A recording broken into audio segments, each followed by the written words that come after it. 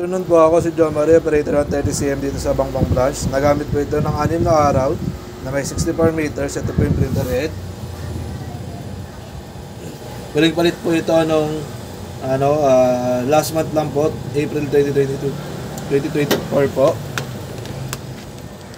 Cupping na may 60%, na good condition pa po.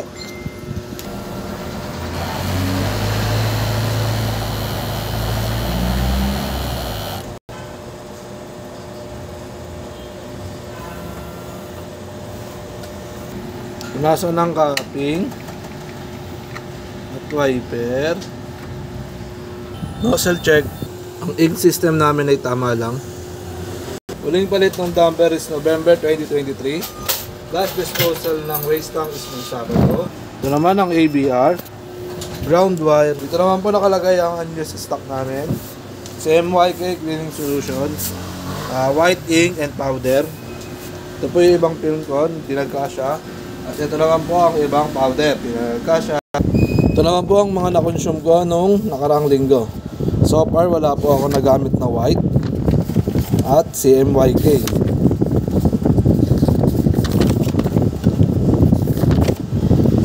Yan. Ang na-consume ko lang po is sorry, di rin pala ako nag-consume last week ng film. Sorry. Ang na-consume ko lang is powder isa.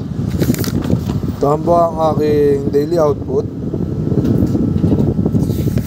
at daily checklist. Yun lang, maraming salamat.